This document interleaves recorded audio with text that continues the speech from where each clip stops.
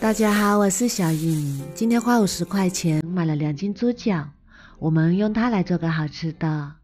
首先给猪脚去一下血水和异味，猪脚里加入凉水，然后加入姜片和1瓶盖白酒去腥，再用大火慢慢烧开。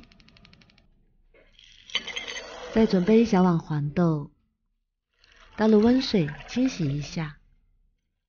清洗干净，然后控干水分，再把它倒入保鲜盒里，然后加入60度左右的热水，然后盖上盖子，再摇动几下，浸泡10分钟，这样能够快速的泡发黄豆。猪脚水烧开后，焯水3到5分钟就可以啦。然后倒入大盆里，再用流动的清水清洗一下，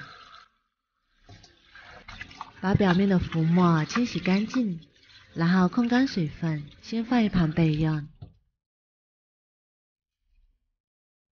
再准备6瓣大蒜，切成小块，切好之后装入盘中备用。准备1小块生姜，先切片，再切成姜丝，切好之后和大蒜放一起备用。再准备1个西红柿，先对半切开，然后把中间的蒂切去不要，然后再改刀切成小块。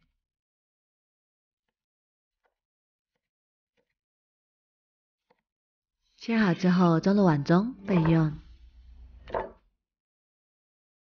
我们的黄豆也泡得差不多啦，像这样就可以啦。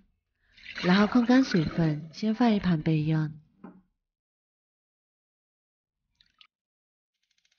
起锅开小火，把砂锅烧至微热，然后倒入适量的花生油，油热之后加入姜蒜片，翻炒出香味。炒香之后再把西红柿也加进来翻炒。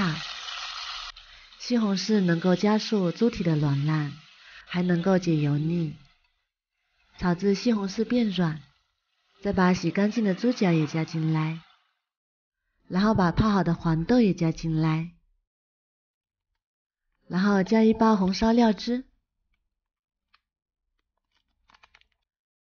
再加入1瓶啤酒，啤酒能够增香去腥。